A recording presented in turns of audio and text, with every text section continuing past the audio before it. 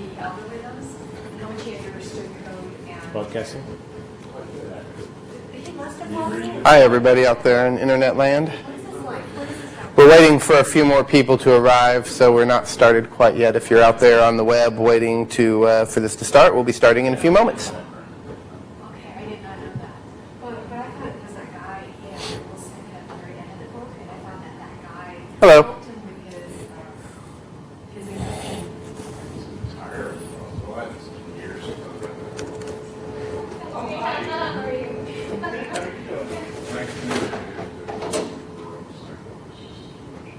I've only read Thanks, Brent. I love that.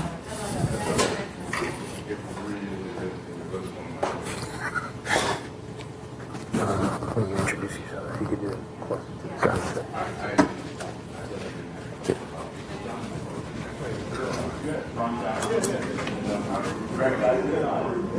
How you doing? Pretty good.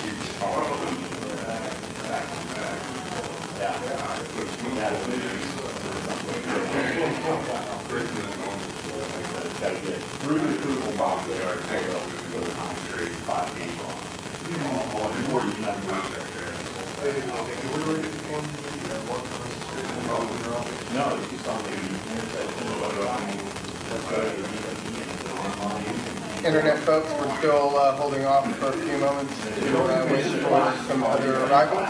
So thank you for your patience.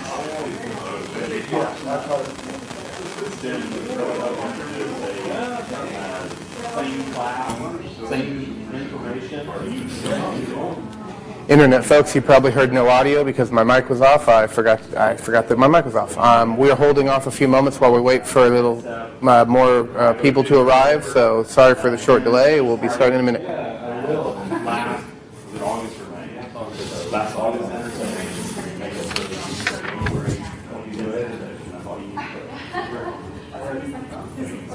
Send me that, and I've got that document. Thank goodness for Brent spoke up and said, hey, I already set up here. And he's like, we need this room for the setup. And he's never filmed in the Flint Hills room, so he wasn't sure what a setup would be. I said to know for the round table. Why did they change that? And They said it was a round Because it was called Round Table. They thought they had had. 80 down as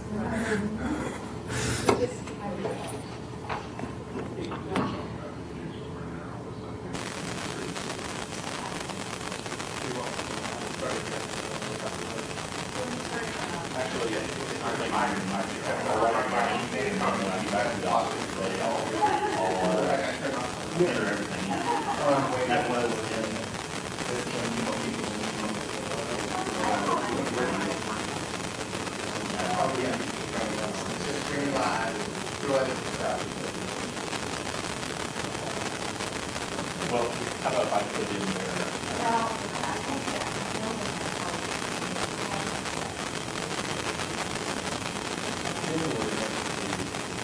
All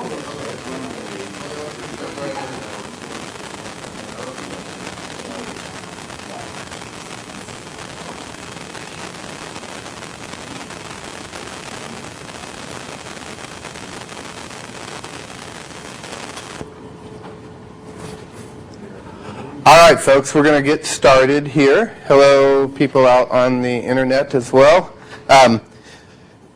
I got to come over here to make sure I'm in the camera as often as possible. My name is Scott Finkeldei, and I work with the Office of Mediated Education at K-State University, and I'm happy to be the first presenter here at the IDTRoundtables, the Instructional Design Roundtables. And these are sponsored by CATL, the Center for Academic Teaching and Learning, as well as ITAC. And the instructional designers arrange and organize these sessions to have open discussions and presentations about technology and tools that are important to us in our teaching and learning mission.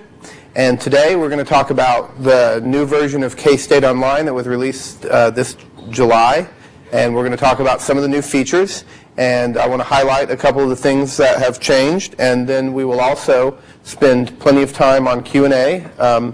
The K-State Online is, of course, something that lots of people often have questions about, so I want to make sure that I leave time for any Q&A, and we will do that at the end. But if you have any questions or comments that you want to make while I'm talking about any of the changes, then don't hesitate to speak up or raise your hand or shout right out and jump in. Okay, well, if everyone's ready, I'll go ahead and discuss this a little bit. The first thing I want to highlight is that on the K-State Online homepage, there is a PDF document and also available as a web document. So when I click on this link here, I can see the various release details, but I can also download a PDF if I'd like to print that out or I'd like to share it with other folks. This page basically summarizes the changes that were made to K-State Online in this release. And it's not necessarily comprehensive. I mean, there may be a little tweak here that didn't make it to this. This is meant to be a high-level overview of the changes that we made. So take a look at that document. But of course, here today, we're going to cover a number of these things. As a matter of fact, I've got a copy of that document right here, and I'm going to use it as part of my speaking notes for how we'll talk about the changes.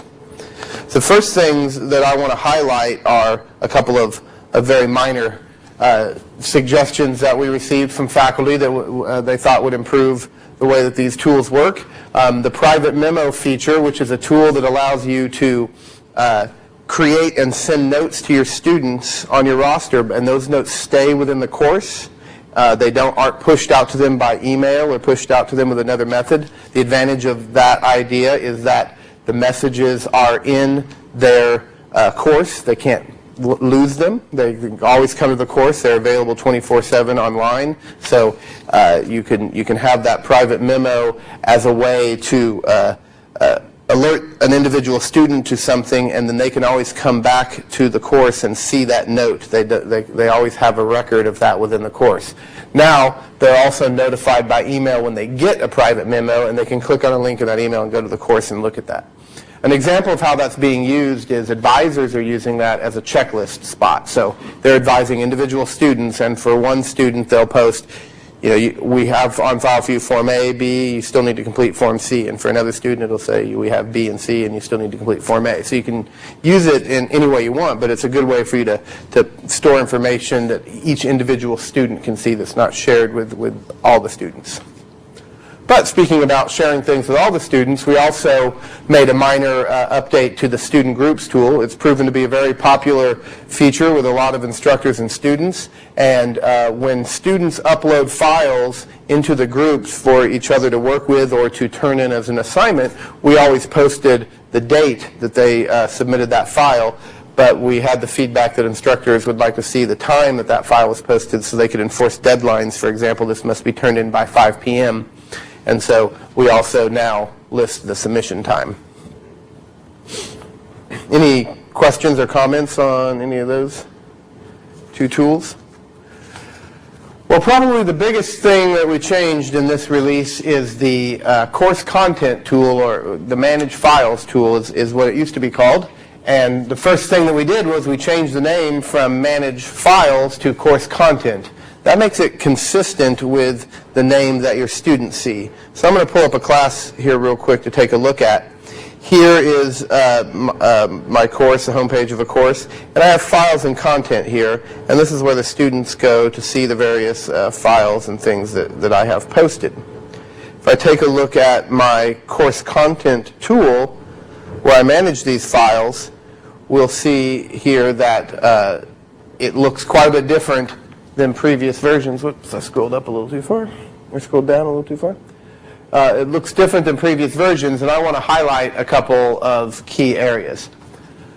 One of the first things that people have noticed about this is that we have changed the buttons across the top that you use to do a lot of the functions. So there are many things that you did with files that you put up here, or for example, you uploaded the files from buttons on that toolbar.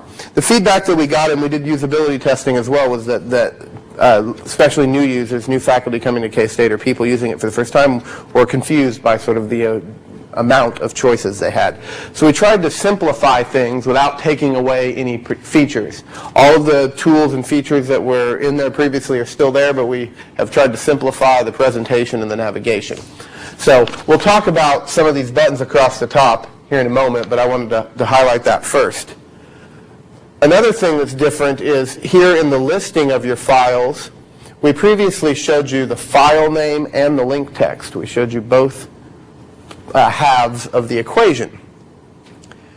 Now you'll find that there's only one column for that, and it is the file name, or the name of the folder in that particular case. We've had a lot of questions about why we did that, and also why that change might be efficient or beneficial. Every one of these has a properties button, so if I want to look at a particular file or folder, I can click on the properties button for that, and I'll be able to do the various things that I need to do. For example, set the display name, the text that your students see, change the file name, add a description, do the various things that I could always do. For example, scheduling a file to be published at a certain date and time, or be unpublished at a certain date or time.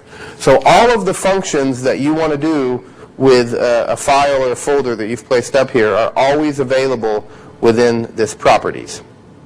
Now, the reason we decided to go with the file name as what's displayed instead of, for example, the link text is there's two major reasons. One is that we did some testing and some studying on how this was used, and we found that 57%, I believe it is, of all published files in K-State Online had the same link. Their link text was the same as the file name text. So in other words, most people didn't change it.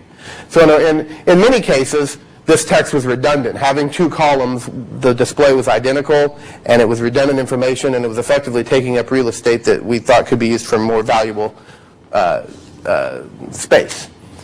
We also found that besides that being very consistent, is that it was not something that people changed very often. Once they set it, they tended to leave it there.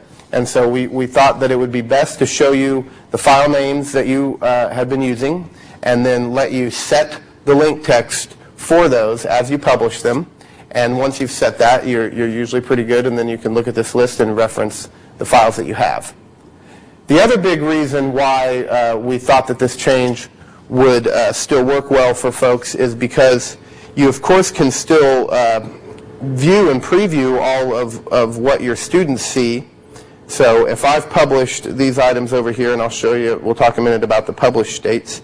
I've published these items here, and I have other items that are hidden. So if I take a look, if I preview all my content with this button on the left, I'll see the things that I've published, and I'll see their link text or their display text, as well as any descriptions and other things that I've set for them. So it's very easy. My point is that it's very easy not only to reference the file names here, but if you want to check your link text or your display text and see that it is set the way that you want, you can do that real easily with the preview button. Now note there's another preview over here in the upper right, and this is labeled Preview Folder. This gives you a very specific option that we found that was really valuable to instructors. When I choose to preview all content here, what I'm doing is I'm opening the same page that my students see, and I'm seeing everything that they see in exactly the same way that they see it. However, what if you have a folder and you're organizing information? Let's say you have 10 things in there, some reading assignments, a quiz, a video clip, and you want to make sure that you've organized it right, but you're not ready to publish that yet to your students.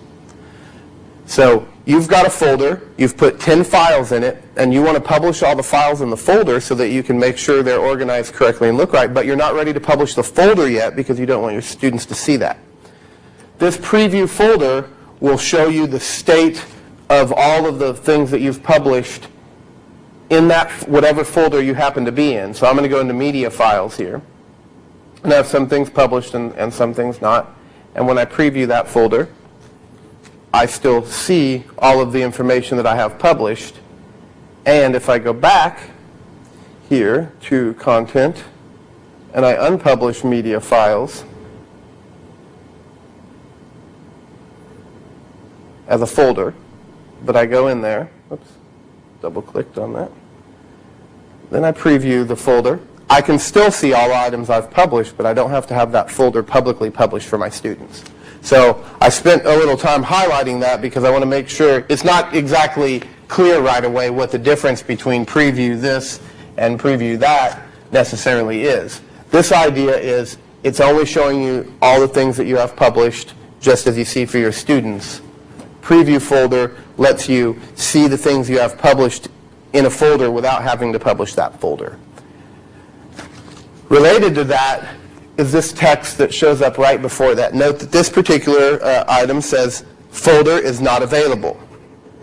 Sure enough, if we go back to that folder, we'll see that that's unpublished. Here on this page, folder is available, it says here in the upper right, because the folder that I'm currently in is published. So this was meant to address a need that we got, the feedback from faculty that when they are uploading and managing a lot of content, and they may have multiple nested folders, they go in and they'll publish some files in that folder, but sometimes they forget to publish the folder that it's in, and then their students say, well, I can't see the file, and they say, well, I published it, it must be there, and we get a number of calls to the help desk in that area. My students are saying they can't see the file, but I think I've published it, and as a matter of fact, I'm looking right now, and it's published. Now we can easily direct people to check and say, well, it looks like the folder that those files are in is unpublished. And this is meant to make that a little easier for you as the instructor to spot, or for us to help you track down why something that you've published is not being seen by your students. Any questions or comments about that? Scott, yeah, have you Rob? seen from the help desk standpoint, the help desk noticed a change? Yeah, that's a good question. We have not done a comprehensive review yet because we don't feel like we're quite far enough along in the semester, but we do look at the trouble tickets that they get, and we review those things. We've talked about this one a bit already, and we have found that yes, they are getting less calls. No, they are not seeing an increase. Of course, at the beginning, because it was different, there were questions about general usage or functionality, but what we are finding is that people have been successful in using the changes that we've made. So that is a good question. We have found that yes, that has been helpful, particularly the folder not available. We've gotten feedback from several people that new feature has proven to be really valuable. That, I think, leads me nicely to the idea of the published and unpublished status. This is a bit of a change from the previous versions of K-State Online as well, so I want to particularly highlight this. In previous versions of K-State Online, you had two published states.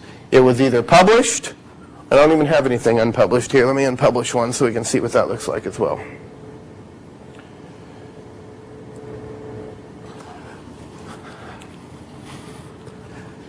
There's a little notification of the change I made as well. So I have, we previously had two states. Something was either published or unpublished, and it had a globe that meant it was published, or had a globe with the red circle and line through it meant it was unpublished in previous versions. So the first thing that we did was we found in feedback that people didn't always get that icon, so we wanted to be unambiguous, so we changed it to a very definitive text about what that is. Now previously, you could have something unpublished, and then you also could go to the properties for that file and lock that file. So there really were always three states. You could have something published, which meant that your students could see it. You could have something unpublished, which meant your students couldn't see it, but it didn't mean that it was secure.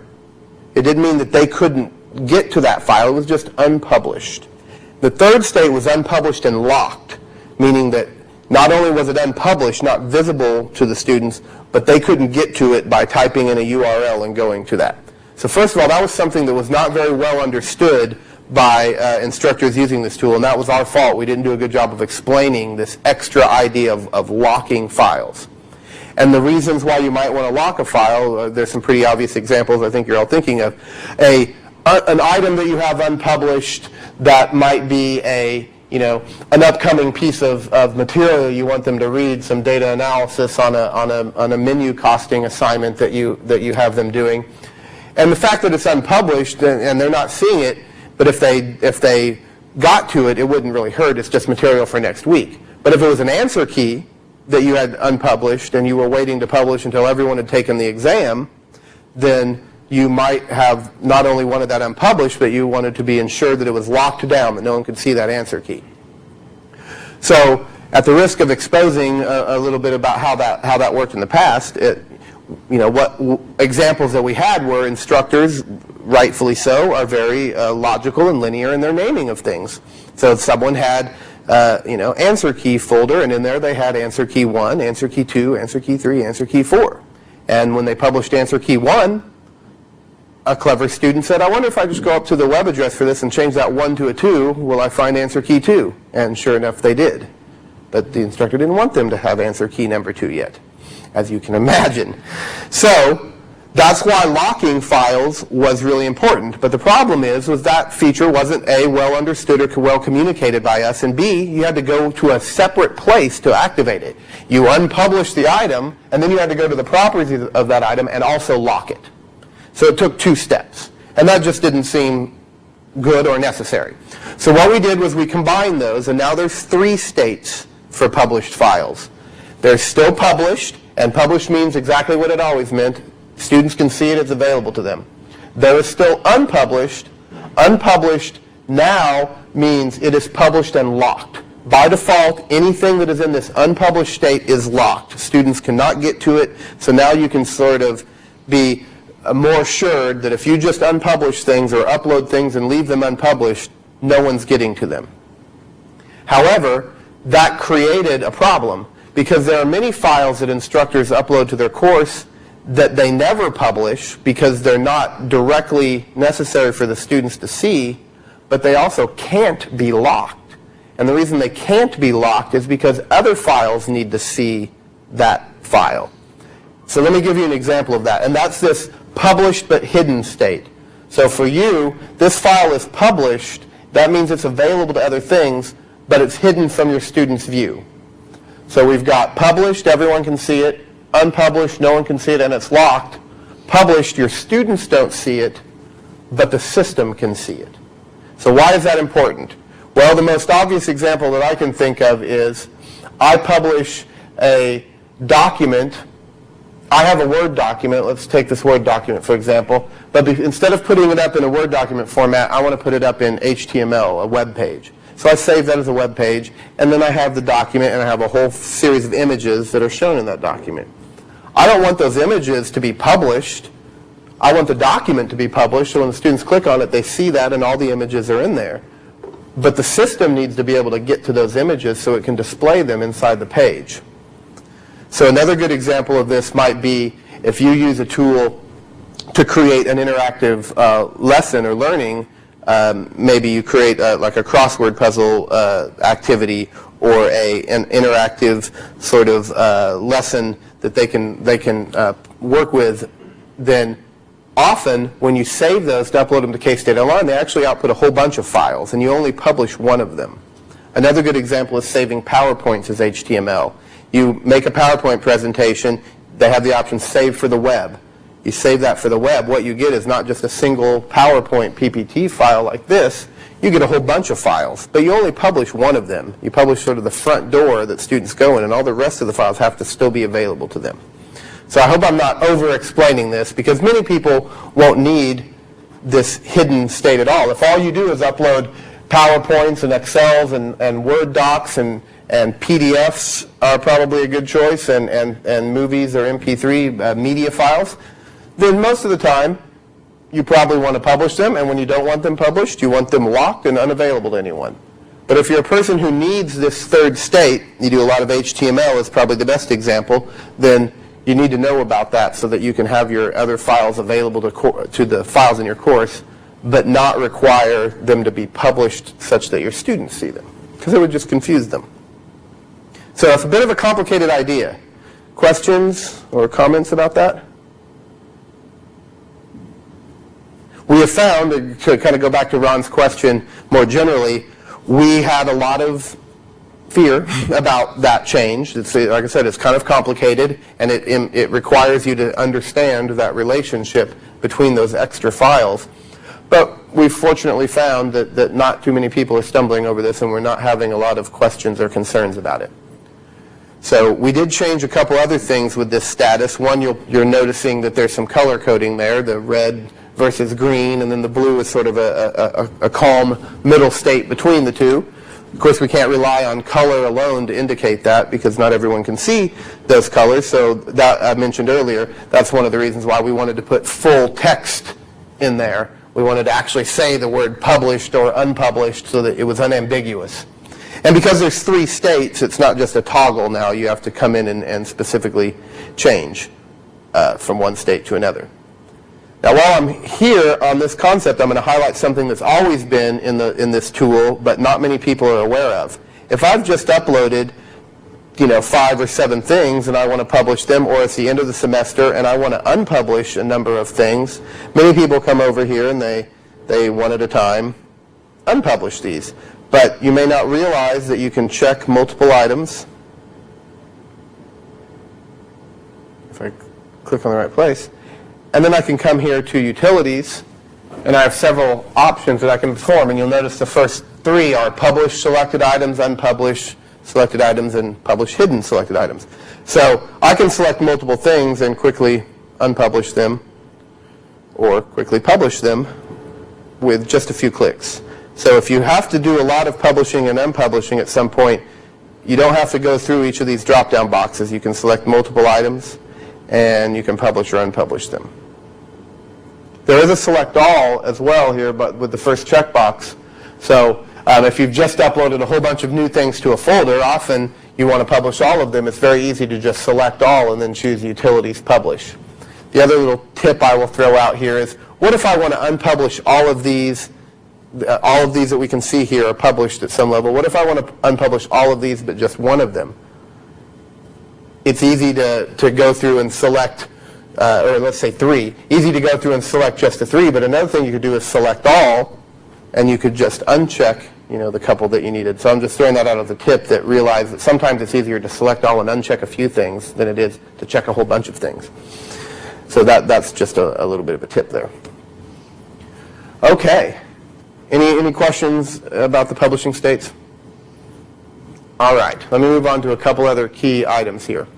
So we talked about how we changed, I mentioned how we changed the menuing up top. I want to just highlight a couple things about that. First of all, as I mentioned, we combined a lot of the things that were their own individual buttons under a utilities menu. Again, the feedback that we got, particularly from new instructors using the system, was there's a lot of buttons up there. It was hard to understand what all of those things did, and the vast majority of people didn't use most of those buttons. They upload files, they publish and unpublish those files, they move those files around if they got them into the wrong place. That's pretty much the 4 things that most people do.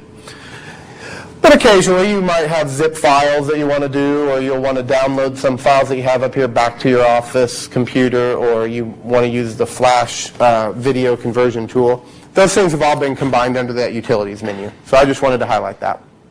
We did, however, find that renaming was common enough and popular enough that it deserved its own button. I just selected one file there, and you can see I get both the file name and display name. I also can select multiple files, however, and get a list of things to change. So again, this is what I would consider a very efficient tip, is that if you've uploaded a bunch of files and you're ready to set the display name on them, you could select multiple files, you could choose rename, and you get a whole list there, and you could put your cursor in, and then you can tab, type, tab, type, tab, type. So it's a little more efficient way to move through a number of files at once. And of course, you might not be changing the file name, you may only be changing the display name, but we wanted to give you sort of both options in one view so you could quickly and easily move through this. So that is this rename button. We pulled it out of utilities and put rename as its own button because that was something that people did commonly, and we wanted to make sure people were able to find that when they did that. Similar move and copy, just to make sure everyone's clear, you can move files from one location to another within the same course. So this is the same course I'm in. So I uploaded it to a folder. Whoops, wrong folder. I want to move it to another folder. You can't copy files within a course, though. If you want a duplicate of a file within the same course, then you should upload it twice. We wanted to be sure that people didn't accidentally end up with lots of multiple copies of files within their course. However, you can copy files to other courses you own. So note that this looks just like the other box that I opened, with the exception of it also has a list of all the other courses I'm the instructor of, so I can switch to that course and actually copy a file from one course to another. So if two good examples of this, I've made a document about my quiz and exam policy. I use it in all the courses I teach. I upload it to one course and copy it to my other 3 courses. Another good idea or example of how you might use this is you created a course, Chem 110, and then next year you create a brand new different course. Instead of rehabbing that one, you want to start from scratch.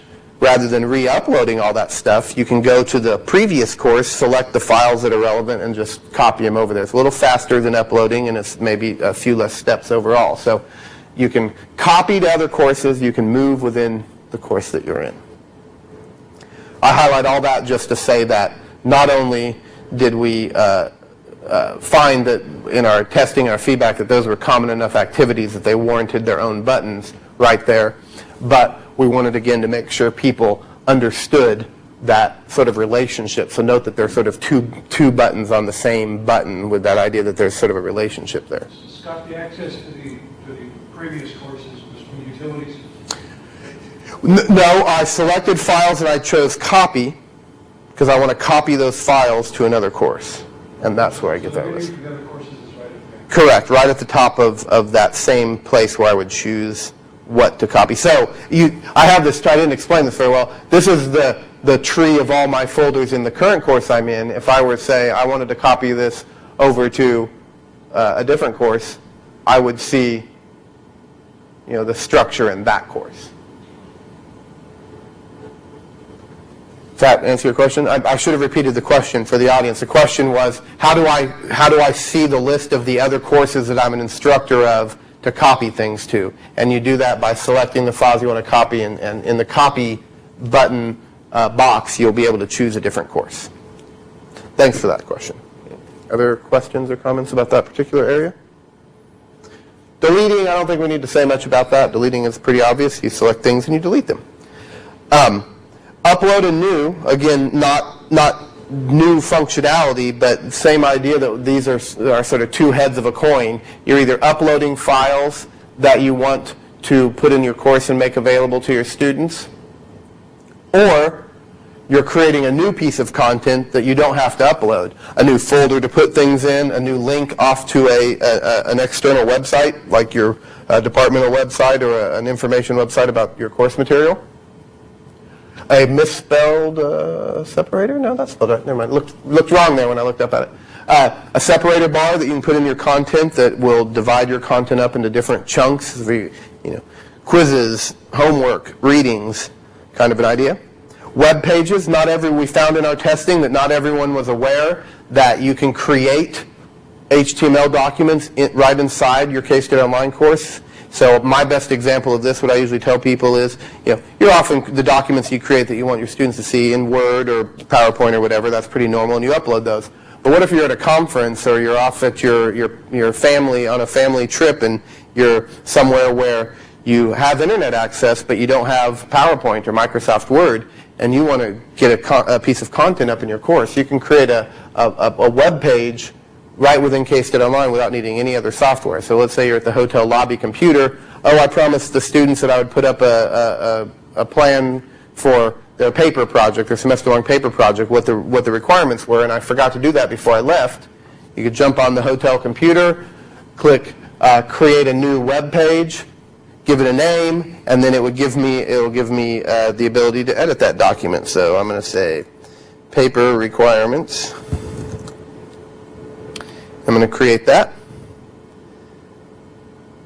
and then it gives me a editor, not unlike Word, where I can start typing my document, and I can do all the common things that you'd expect to be able to do, center or make something bold or change the font bigger. Oops, that made it uncentered, etc. And then I can save that, and I've got that document available to be published. So I can create documents right inside my K-State Online course. Then the last couple here are creating a Dropbox, which is a specific folder that allows students to upload and submit things to you. Create voice recordings. This will allow you to record your voice and publish that. Or create a link to your Wimba live classroom, which if I'm not going to explain Wimba in this particular session, but if you're interested in Wimba, we can help you with a live interactive classroom. So those, I just kind of wanted to highlight that those two buttons are sort of two sides of a coin as well. You're creating new content or you're uploading content that you've already created. Finally, the very last thing on this menu bar is a little button that looks like a graphic of an outline or something. If I click on that, that opens a tree that shows me all of the folders in my course. So note that this mirrors exactly what I'm seeing on the right. Here it says content, and media files is the bolded one. That's the folder I'm in. And here at the top on the right, it says content, and media files is the location that I'm currently in. If I click on content, I've gone back up a level here you can see that all these folders match all of these folders and items that I have here. So this is meant to give you a way to, especially if you have kind of a lot of folders and sort of have a deep course. Not very many people have really deep nested directories for their courses, but if you do, this can sometimes be a navigation aid to help you jump around a little bit quicker. And at any time, I can hide that and just continue working with the files that I have. The last thing I'll mention about this is that the search in the upper right-hand corner is good, and it's something that not many people were using, and so we wanted to highlight that. So I can, whoops, I left my whole course content. I can come here and I can search for a file, and it will find that file, and it will take me to a search results page. If I had found multiple things that match that, they'd all be listed here. And I think the particular details that are useful to note about what the search results are is it will tell you whether these are published or unpublished items, and it will tell you where in your folder structure that file is located, and that's a link as well, so it'll jump you to that. So you can click on that, and it will jump you to that location. And then there's a back to content link at the top that takes me out of these search results and back to my regular view. So I just wanted to highlight that search is available. The reason we think it's important is one of the calls that is fairly common to the help desk is people say, I've uploaded a file but I can't find it. I don't think it's there. And often it's because they uploaded it to a folder they mistakenly thought they uploaded a different one, or it's in the recycle bin. They deleted it and didn't remember that. And by the way, this search does look in the recycle bin as well. So it will return results of deleted files. Yes, sir. Is that search only within the particular course, or does that do all your courses present and past? No, it only searches within that specific course. The question was, does that search look across all the courses you own, present and past? And the answer is no. It's searching just within that particular course. The goal being to find a file just within the course that you're currently looking at. Good question. Okay. Other comments or questions about that? All right. Well, let's jump out of there for a moment, and we're back at the page that describes all the changes we made, and we were looking at the course content. So let's take a look and see what other couple of things we can talk about that changed here. I want to talk about a biggie here in assignments as well. One of the other big things that we changed, although it's somewhat subtle in its presentation, it's big from the standpoint of it's very helpful, is we changed how you can grant extensions and exceptions to online assignments. And I'm going to highlight that here in a moment, but since we're on this page, I just want to mention a couple other key ones here that were based on a lot of really good instructor feedback. A good example of that is the lines in the completion times report. When you go look at your online assignments and you want to see the various completion times of your students, we just simply numbered those lines. Previously it was just a long list and it was unnumbered, and it was very difficult when you wanted to talk to maybe the help desk or to a colleague to say, look at Steve and how well he did on this assignment compared to the last attempt that he took on this assignment. You just had to say, well, he's about 3/4 of the way down the list. You know, it was awkward. So now you can say, look at line 23. Assignment instructions are printed with assignments. You can print, many people don't know this, the online assignments have a formatted print view. If you print those assignments, they'll print it out in a way that you can take them on paper. They leave the proper blanks, etc., so that you could do a paper version of an online assignment if you have a need to. But you diligently put good instructions in your assignments, and we didn't include them on the printouts. And usually the instructions for how to take the assignment are important. So now those are properly included on the printout version of the assignment. Excuse me. Calendar events are automatically created for all assignments. This was feedback from the students, and we got a lot of feedback about this. Online assignments that are created, the instructor had the option whether or not they wanted them to be included on the course calendar. We've been getting a lot of feedback lately from students that they wished more of their instructor's course information was included in the course calendar. So we're actively looking at improving that for you folks so that it is easier for you to have content on the calendar automatically, so that you don't have to continue to manage yet another calendar, but still meet this request of students that the course information is well represented on that calendar. So now calendar events for assignments that you create will automatically enter all those assignment events on the calendar. So if an online assignment, is available at 8 a.m. and closes at 5, there'll be an available event and a close event at those times on the calendar. And if it's across multiple days, of course, as well. Instructors can see the students' answers for previous submissions of multi-take assignments. In the previous version, you could have multi-take assignments, but you could only look at the complete set of answers for the most current submission. Now we always kept a history. We could have always told you what they answered for all of them, but we didn't display that to you. Now instructors can see all of the answers for all of the multi-attempted assignments, so you can not only see their improvements or progress by score, but you can look at individual questions and answers and see how that's improving more directly. So those are just highlighting a couple of things. And I guess while I'm here, because it's relevant, announcements are automatically added to the calendar now as well, just tying that to this idea that students really wanted to see these things on the calendar. We want to make it easy for you, not something you have to manage manually. So 2 key things, assignment events and announcements, both things you want your students to know about, automatically go onto the calendar for you. So if your students are checking there, they will see those events. But I mentioned probably the biggest thing we changed with these assignments is the exceptions.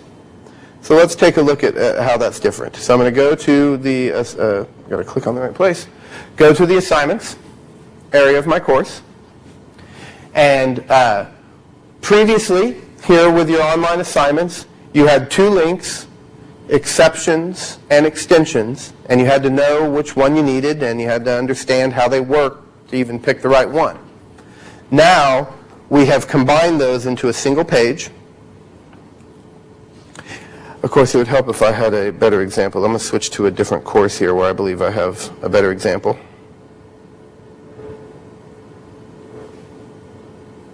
There we go. So, the big change that we made is that we combined exceptions and extensions into a single tool. And the reason that this is a good idea, the reason that this works, is that we always knew what kinds of assignments need what kinds of exceptions or extensions because it's based on the type of assignment it is. So for example, a manual assignment, one that you give manually in class, can't have extensions or exceptions because it's not online. There isn't anything to do with that. But if you've got an online assignment that is a timed assignment, thank you, then you may need to extend that. That's extending the times or the dates that that's available, where exceptions are allowing someone to have another attempt to give them an exception to the rules of that assignment. So we're able to combine this such that depending on the assignment you have selected, if it's an assignment that you also had a time limit on, then it's going to know and give you the option to do an exception and an extension. Whoops, I didn't select any students.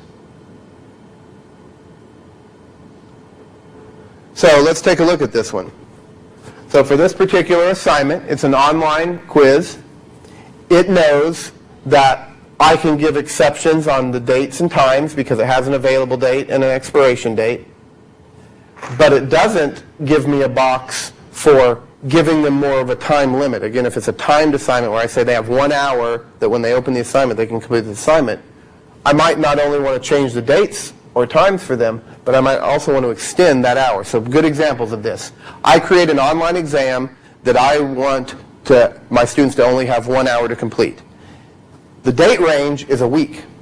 It starts on Monday and it expires on Friday at 5. Anytime during that week, they have 1 hour to once they open the assignment, to complete it. However, I have a student with an accessibility need. That student has the need to have double the amount of time that an assignment would normally be available. So for that assignment, I can come to the exceptions, click on exceptions, select that assignment as I've already done here, and say, okay, that is David Young, and I want to create that exception for David, and I can give David 2 hours. So now everyone else still has 1 hour to take the assignment, but David has 2. I've granted him an exception to that. Then assignment's going on, and I hear from another student who had a death in the family, had to go home on Thursday, and they were going to use Thursday night to take the assignment. So I want to give them an extension. I want to extend that assignment till Sunday for them. So I can select that one student, and on this same page, no deciding whether it's an extension or an exception, I can come in and I can say, for this one student, I want to change the expiration date to Sunday at 5 p.m.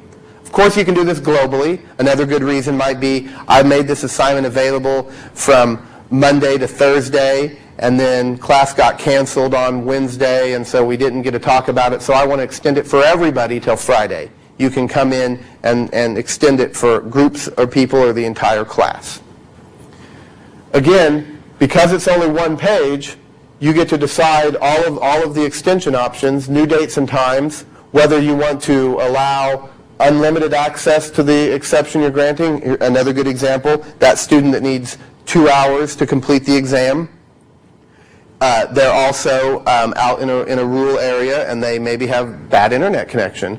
I want to make sure that I give them unlimited attempts at that assignment, so if in the middle of the 2 hours they lose their internet, they don't have to call me and get another attempt. I can do that. But just as you do when you create assignments, you can limit access if you only want the person to have one more try. Maybe your exception is they came to you, they had their story, here's why I had problems with this, I really just need one more chance to take it. You only want to give them one more chance. You don't want to give them 3 chances, so you can limit their access. So why do you change the time from 1 hour to 2 hours? in this particular assignment I have chosen, it's not a timed assignment. So good question. Let me pick one that's a timed assignment. And I don't think I have one, so I'm going to create one real quick. So I'm going to create a new assignment. It's going to be a timed assignment. Oops. The time limit is 1 hour, so I'm going to give them 60 minutes to take that. So now I've got quiz 2, and it's a timed assignment. I'm going to add at least one question to it real quick so it is valid. I'm going to jump out to my question bank. So I got to click on the link though. And just quickly add a question here.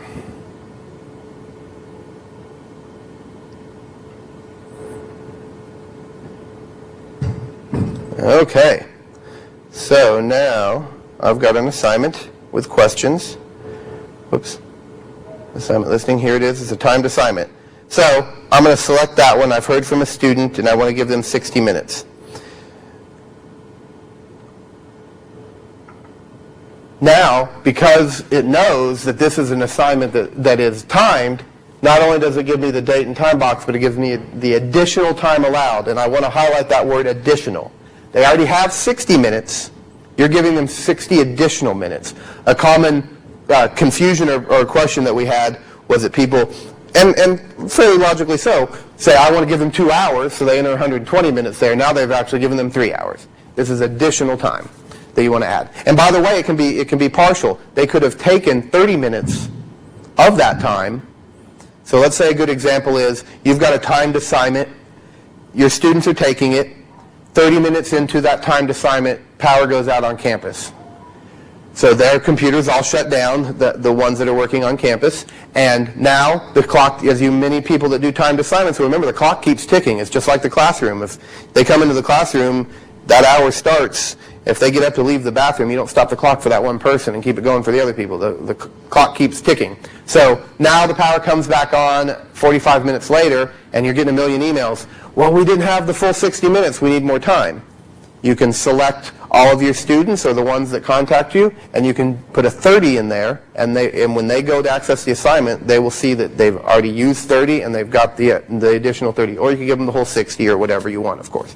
So you can always add additional time whether they've started it or not. Yes? In your example then, if the power goes off, there's an automatic save feature that they don't lose the data? Great question. The question is there an automatic save feature when the power goes off, for example, that they won't lose their data? It is not, automatic is maybe not quite the word I would use. When students are taking an online assignment, they have a save progress button next to every individual question.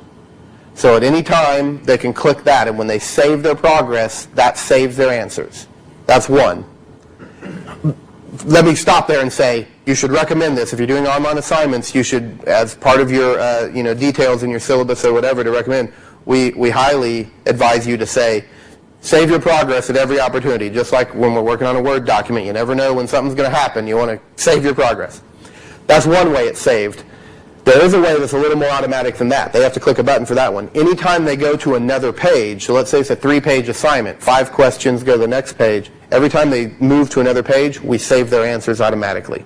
So let's say the power goes out on page 3 of a 3-page assignment. The first 2 pages would be saved. And then, of course, another one is we save it, obviously, when they submit. That's the point of submitting, is it's saved. But that is relevant. If it's a multi-take, they may have saved it once or twice. They're in the middle of their 3rd attempt. The power goes out in that one. When they come back, they're not going to resume an already submitted saved assignment. They're going to resume the one that they were in the middle of taking. So they wouldn't have the answers that they had previously saved, although they are previously saved. They're saved for a different attempt at that assignment. So I just want to make that part clear. So they can save it anytime they want by clicking Save Progress. Anytime they change to any other page, we will save their progress for them. And then when they submit, their progress is saved. On that point, too, you will see and they will see, if you look at their status for an assignment, you'll see submitted, for example. If they're in the middle of one that they've saved their progress on, the status is listed as taking. So that we want to indicate to you that someone is in the act of taking an assignment. And you may see someone in the act of taking an assignment for a week because maybe they started it on Monday morning and saved their progress and just don't get back to it till Friday if you've got it open like that. So that is a status that you as an instructor will see, and they see it on their end as well. When they go back to resume an assignment, they'll see whether or not they've ever started it, if they've submitted it, and if they're in the act of, they have a saved portion of it, they'll see that they're in that taking state. Great question. So I've talked about all of this, but I've actually skipped this part at the top.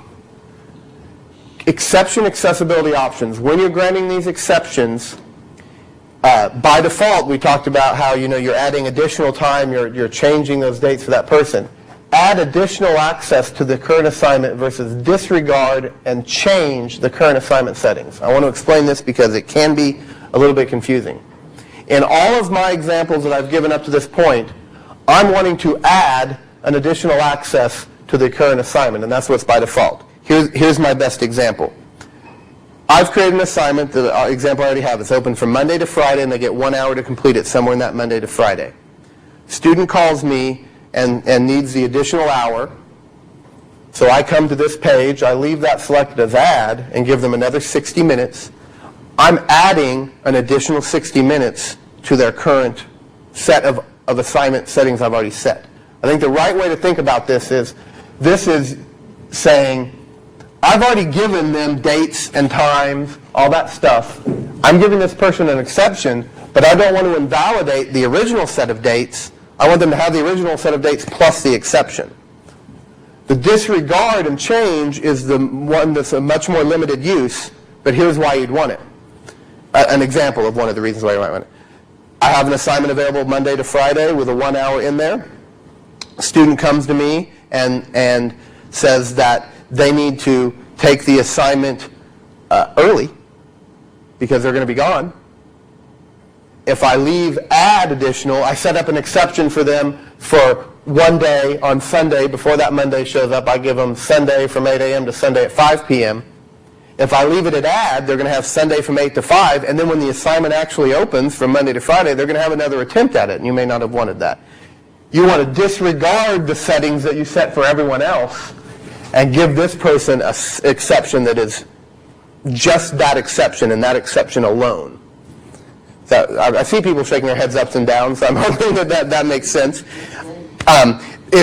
It doesn't seem like it's very important until you get to that one case where it's really important and you realize that you are giving them an exception that is separate from the regular set of rules you set for the assignment, and you either want to disregard that other set of rules and just give them the exception, or, again, we've had many examples where you want them to have the regular set of rules plus the exception. So by default, it's always going to be the plus, but every once in a while you might need a disregard. The other example to me, a good example of the disregard would be a cheating scenario. You found out that you think someone cheated, and you want to say, you're taking this assignment over, and I'm watching you, and I want to see you do it, or however you're going to accomplish that. You want to give them an exception that disregards all other options they have for the assignment, and they only get to do it in the context of the new exception that you set for them. One last thing. At the very bottom of this, there's a couple other of rules. Again, we've defaulted these rules to the most common things that people want to do. Allow students to keep and change answers if previously accessed. Brad, this goes back to your question. Of course, almost every case, if they've saved their work, you want them to resume that work. The power outage is the best example. They were working, unfortunate power outage. Of course, you want them to have kept the changes and just go in and continue an assignment. But let's say it's the cheating scenario. You had someone taking an assignment, you found out they were cheating in the middle of it, or while they were actively taking it. You may want them to completely start from scratch, not have any of the work they had saved up to that point. So that's when you might choose to change that option. Again, very limited. It's checked by default. 99.8% of the time you're going to leave it like that, because the reason you're giving them an exception is to make up for a problem, and you want them to keep working. But occasionally, the cheating is the best example. You might want to turn that off. Students who have used all of their assignment submissions may not use this exception. Here's the best example of that. My Monday through Friday available 1 hour assignment, we'll stick with that example. Halfway through the week, on Wednesday, I hear from a couple students, and they say, I'm having a problem with this assignment, and I think question number 5 is very confusing, and you decide you agree.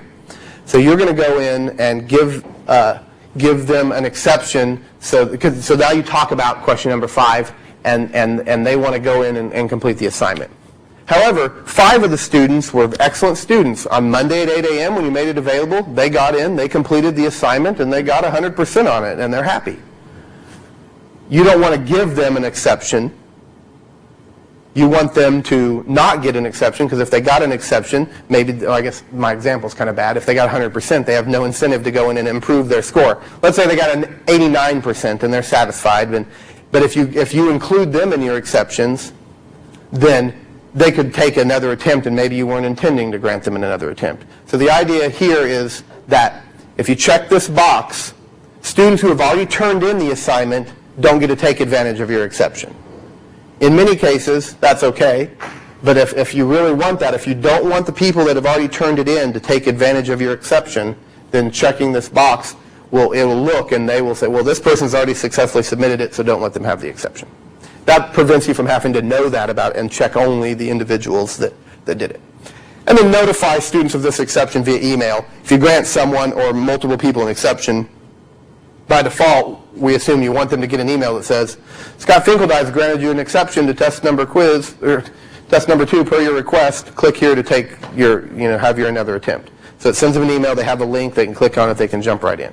That's what most people want, but if you don't want them to get an email, you can uncheck that box. So I spent a lot, I feel like I possibly made that more confusing than it needed to be. The whole point of this is that it's really simple. It doesn't sound like it, by the way I explained it, but again, back to Ron's question, the feedback has been excellent. People have said, oh, thank goodness you combined exceptions and extensions. It was very confusing to have to decide which one I wanted in what case. It's a single page. It knows what kind of assignment you have. The best way to think about it is, if you want to grant an exception, you're presented with the options that are relevant to the assignment that you've selected.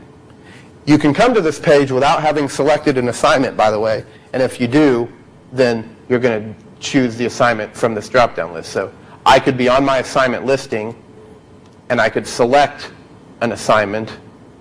I want to grant exceptions for test 1 and click exceptions.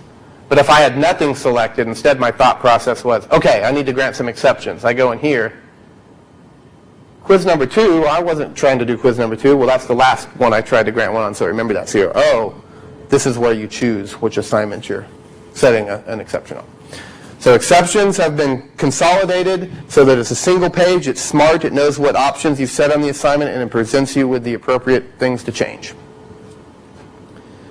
Okay, I spent a little time on that one, but there's only one other major thing that I want to highlight for you here, and that is with the roster, we finished our integration with the new ISIS. Previously we all used SIS, and SIS was an old mainframe system. It was slow, and it wasn't wise for K-State Online to constantly be checking for roster updates with that system. It bogged that system down for everyone. But ISIS is an improved system. Now we can have a real-time connection to ISIS.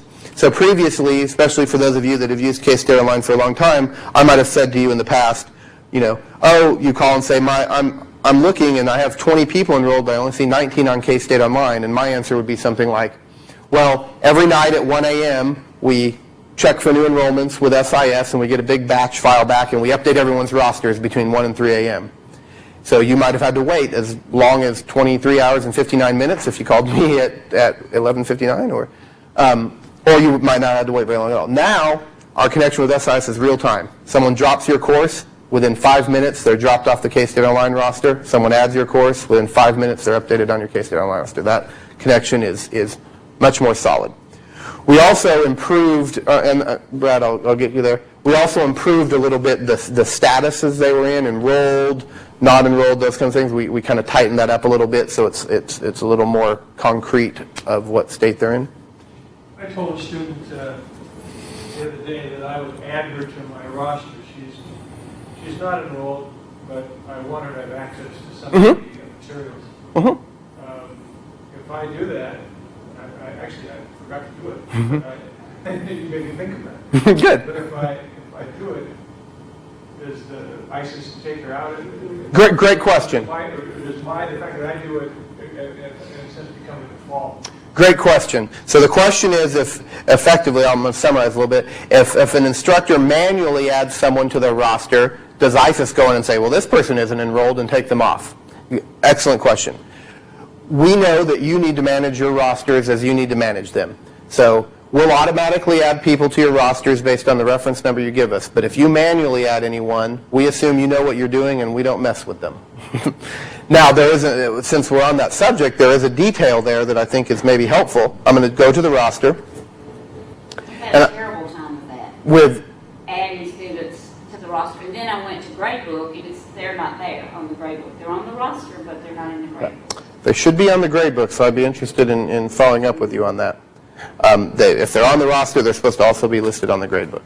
When I go to add someone manually, so I'm going to search for myself here and add to this course. So in Dr. Shaw's example, this is a person that I want effectively to audit the course. I want them to have access to the information, but they're not enrolled, so they didn't automatically get added to the roster because of the reference number, or the class number, I should call it now. So there's Scott Finkeldei. I want to manually add them to the roster. There is one relevant checkbox: complete user after semester ends. So I said a minute ago, if we automatically add someone to the roster by the class or reference number, the system's managing them, and when the semester ends, they lose their access. That's the way it's always been. You're all very familiar with that. If you manually add someone, we assume you know what you're doing, and we don't remove them. That means you must manually remove them when the semester is over as well. Unless you check this box, and as you can see, it's checked by default. We assume in most cases, if you're adding a student to a course manually, you want them to lose access at the end of the semester just like your enrolled students do. So in your case, someone you're auditing is auditing the class, you'll leave that box checked. But let's flip that a little bit. What if I'm adding a colleague, a peer instructor that I want to have access to this course because they're helping me teach or they're evaluating things? I don't want them to lose access when the semester is over. I want them to keep access so we can keep talking about it for the weeks to follow the final. You could, of course, then uncheck that box, and your manually added person will stay on there until you literally go and manually delete them. It's especially important to check and uncheck the box if you have a list of advisees. That's a perfect example. It carry over from one semester to the next. Yep, that's an excellent example. GTAs or is another good one where we found that, and that's why I wanted to highlight this box. Is, of course, most people are trying to get the job done. They do add, they search for someone, they get here, and then they click this. They don't look over here so much. So I wanted to highlight that point to say that you do get to control. If you manually add someone, you must manually remove them. But if you check this box, we'll remove them at the end of the term. That's an excellent question. Yes, Ron? Now, what happens if you manually add a student and then they actually finally are able to enroll through ISIS and Okay. they're Right. added to the roster? Good question. So the question is, if you've manually added a student, maybe because they're in the act of enrolling and you want them to have access right away so they can get started on the class, but you know they're going to enroll. The system will be aware of that. So I've manually added a person. They have access. When the ISIS update comes that says this person is officially enrolled, it's going to look at the roster and say, well, I see this person's already on here. Change them from manual to enrolled status. So I think the relevant takeaway from this is, yes, it will not leave two on there. It'll keep that same student on there, but now they're subject to the automatically added rules. You won't have to manually remove them when they finish when the term ends. They'll be removed with the ISIS process. Excellent question. Very common scenario, by the way, adding someone in advance before they've enrolled to make sure they get access on day one so they can work on the class and not be behind. So that's a good example. Other questions or comments about that? All right. I'm checking my notes here to make sure. There's a couple other things I wanted to mention, and then we'll go to full-on Q&A here. Email efficiency has improved. One of the things that people ran into last semester was that you would use the roster or the gradebook email tool, and you'd go to send an email and you get an error message. I would say that was towards the end of last semester, it was flat out a problem. Many instructors were getting error messages trying to send emails from the roster. We figured out what that problem was at the end of last semester. We fixed it, and then over the summer, we basically rewrote completely how we do that email. It is now both faster, and fault tolerant. It will not give you an error message and not let you know whether your email, in those cases, people got error messages, but their email actually went out. They just didn't know it went out, so they maybe sent a second one and a third one, and very annoying. It is now more tolerant. It will not give you an error message. It will say this message didn't get sent or this message did get sent. And again, we completely rewrote it so it's more efficient. The problem that was causing those to fail in the first place doesn't exist anymore. It won't happen. So I believe we've sort of put that to bed, and you should not run into those problems with emailing anymore. Another biggie that both students and instructors requested that I forgot to mention in the managed files is when you upload and publish a new item that they have not seen before, because we know when they log in whether they've seen it or not, we now put a little new flag on those items. So they still go to the course and look at your presentation of your files, but now anything that's new since their last visit will have a little new flag on it. Then the next time they sign in, it won't be new anymore because we'll assume they've seen it. They may not have looked at it, but we'll assume they've seen it. Just double checking here. Yeah, but I missed an incredibly critical feature of the Manage Files tool, so I'm going to jump back there real quick. Moving the files around. Got many calls on this. We changed, previously if you wanted to move files around, you had all these numbers over here, and you one by one said this was in position 12, I want it in position 3, and you changed those, and it was very tedious, for lack of a better word. It worked, don't get me wrong, it was a bulletproof, it worked every time. But it was somewhat tedious. What we have done now is we've made it drag and drop ordering. So now if I want this folder at the top, see I have a little hand anywhere where I'm not on a link, and this is the part that caused the most confusion. Logically, people want to grab the name of the file to move it. But that's a link. When I try to click here, I click on the link. So the major thing I want to highlight here is that you can drag and drop these files around. You just want to avoid the three things that are links, the name, the properties, and this publish date. But anywhere else, over here, I can grab it and drag it. Here in the middle, I can grab it and drag it. Over here in these fields that aren't links, I can grab it and drag it. So note, by the way, that at the bottom right, it's also telling me what I've done. Module 1 moved to position 1. If I am moving those things around, drag and drop, it will sort of keep me updated as to what I've done. Drag and drop is great. It's easy. Once the feedback, again, per Ron's earliest question, feedback has been good. We've gotten a lot of direct feedback about this. Most people really like it. But if you really, really liked the old numbering thing, or maybe drag and drop is just not very useful to you from a mobility or accessibility standpoint, we did keep the option that you can reorder items by the numbered list. So if you really love that numbered list or you have a good reason to go back to it, you can change that preference. I'm going to save that. And now you'll see I have my ordering boxes over here again.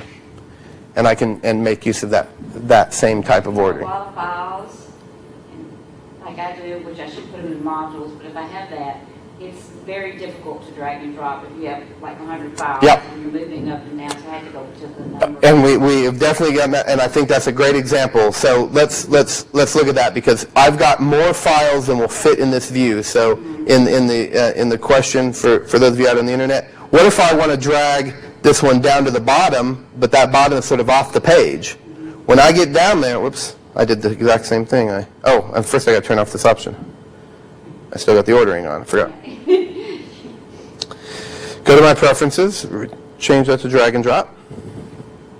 If I want to drag this to the bottom, I'm starting to drag. When I get down here, it should scroll with me, but as you can see, it's a little bit painful. And as you're indicating, if you've got a lot of files and a long list and you want to move them, we recognize that drag and drop is not always the best choice. So as you're indicating, that preference is there. If it's the way that works best for you or the situation that you need, we obviously want you to be able to use it. And drag and drop is something that is, it takes a little getting used to, I guess, is maybe the best way to explain that. But the feedback has been good. We were very worried about that one too. We thought we'd get a lot of feedback, and we did, but it was overall more positive than I think we originally expected.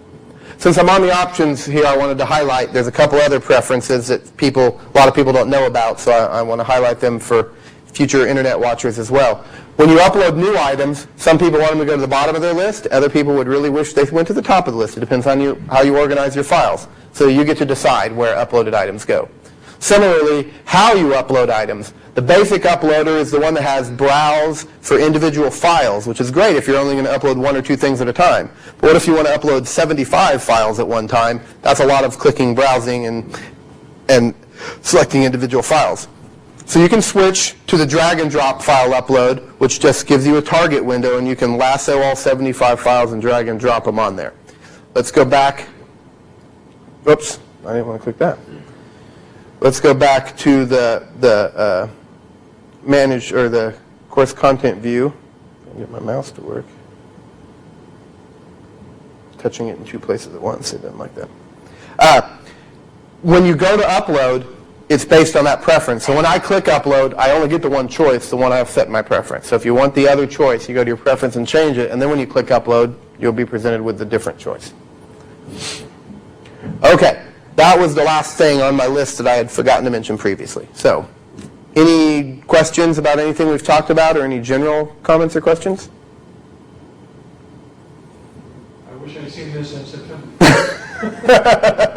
spent a lot of time manually unpublishing one item at a time. I didn't realize I could do With the check boxes, and I got to tell you that I get, of course, asked a lot about tips and tricks for K-State Online and to make presentations for things like that.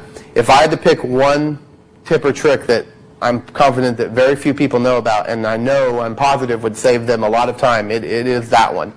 I rarely meet anyone that has discovered that feature, and that's a bit unfortunate, but I will repeat for the viewing audience. You can select multiple items, and you can go to the utilities menu and unpublish, publish, or publish hidden those items as a group. You don't have to do it one at a time over here with individual clicks. Select your items, select multiple items, and choose that option. So I'm glad to hear that that's going to be helpful to you. But yeah, I wish you would have meant it in September. I have one general question about posting files. Okay. There was a time when I always posted a doc. I would make a doc document, and then I would create a PDF document and put them both up. Because I wasn't sure what the other students had. But now I tend to just use PDF sort of exclusively. I stopped doing HTML a long time ago. Is that a good practice, or is that a recommended? Is there a recommended way to do it in terms of our users? Good question. The question is, I'll summarize again, but we'll get into the details there. What's the best file format or type of file to make available to the students? I will certainly invite the instructional designers to chime in on this, because this is exactly an area of their expertise. But my answer would be, yes, PDF is an extremely safe choice. Word, the Microsoft Office formats, .doc, .ppt, .excel, are generally safe because we know a lot of our students have had that software, but that's not always true. And tools like OpenOffice, which is a free version of Office, can also read those file formats, so that levels the playing field a little bit more. If it was, for example, financial stress for a student to buy a $200 Microsoft Office package, OpenOffice is free and would work for all of those same file formats that you would publish. But PDF has the big advantage of not only being a free reader, but its strong point is the file looks the same no matter what computer type or situation you're in for viewing it. So Mac or PC, older computer versus newer computer, those kinds of things, the PDF always looks like what you want it to look like. So particularly if formatting is an issue, PDF is an excellent choice. HTML is good, and you mentioned you've moved away from it. I think many people have, because it's takes a lot more work to manage an HTML file than it does a PDF or even a Word doc. Usually what I tell people is you can be absolutely 100% sure they can see an HTML document because they're viewing your course in a web browser, which is meant to display HTML documents. The PDF is free. It works on all platforms. Everyone can use it, but it does mean they have to have the PDF reader installed. If they just haven't done that, they'll have a problem for the first hour until they call the help desk or whatever and they get that installed. One other comment I'll mention is on Macs, you don't even have to install the Adobe Reader. It's got a built-in thing called Preview, very sort of nondescriptly titled tool called Preview, but it natively handles PDF documents. So people who use Macs don't even have to have the reader installed. They'll see PDFs just flat out. You guys have any comments on that? PDFs are nice because you want students to print things off. That's probably one advantage it has over HTML. But truthfully, those are probably the best choices are HTML or PDF. Because I was coming with the mic, I'll mention that Ben started with PDFs print well, and that's an excellent reason to use PDFs right there. Yeah. So if you expect your students to archive something or print it out and work from it later, you really want to use a PDF instead of HTML. Yep, I think that's an excellent point.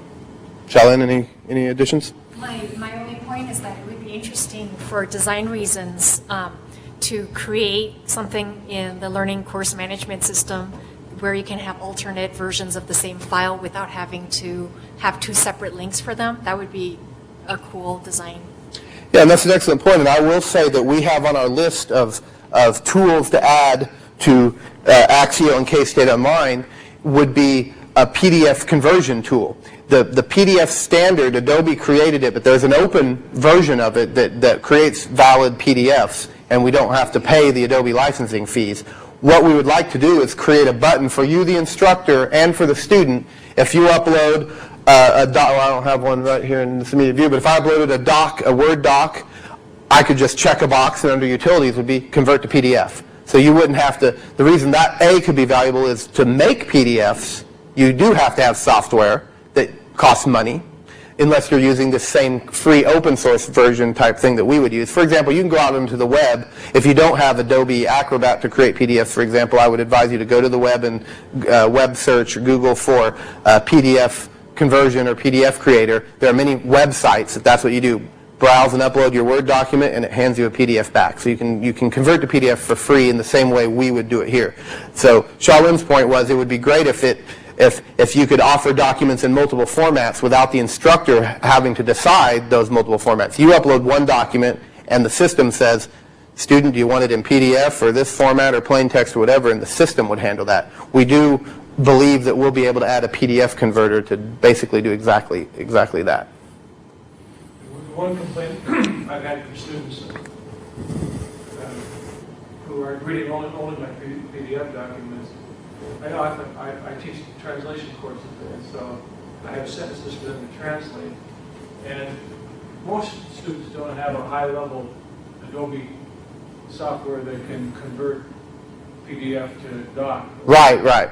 And so they have to submit things to me in written in a computer, so they have to actually retype the sentences. I see. And then do their translation. Whereas if I send a doc file, they can just copy the document and then put their translations underneath. So in a way, it's a little more inconvenient for them, and I've done doc. Yeah, there are some situations where you can't copy text out of a PDF document, so I can imagine that could be true. And at least in my experience, was that you didn't have Adobe Professional. Right. Much more complicated. Agreed. It is at the minimum more complicated, and at best, or at worst, not doable at all. You're right. So that's an excellent point, that it does pay for you as instructors to understand your audience, to understand what tools your students have, or to understand how they're working. Your example is effectively how they're utilizing the documents you provide them to make it convenient for them to be able to do the work that you're asking them to do. And like you say, if they have to retype things because they can't copy and paste out of a certain format that you chose, then you're creating extra busy work that's, in effect, interfering with their learning probably, and you want to smooth that situation over. So I think your example is a good one and well taken, and it definitely pays to understand what types of files your students can handle and how they're using them, and pick an appropriate choice. And this is where I'll turn this back to the instructional designers. They are a perfect place for you, and faculty to go if you need advice on that. So for those of you as well out on the internet, if you're struggling with a similar situation where you are trying to decide what format can I put these documents in that will work best for my students, the instructional designers in ITAC at Hale Library would be a great resource to work through that concept. Any other questions? Oh, I really appreciate everyone's time today and your questions. A lot of good questions today. As always, this is being videotaped, as you have seen and heard. This will be available on the IDT Roundtable website within a few days tops, maybe as quickly as tomorrow morning. And you'll be able to review this or share it with your colleagues, etc.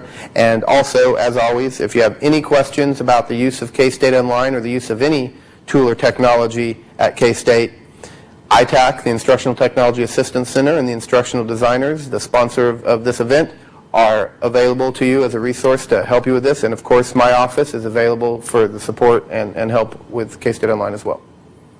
Thank you all. Have a good afternoon. Thank you.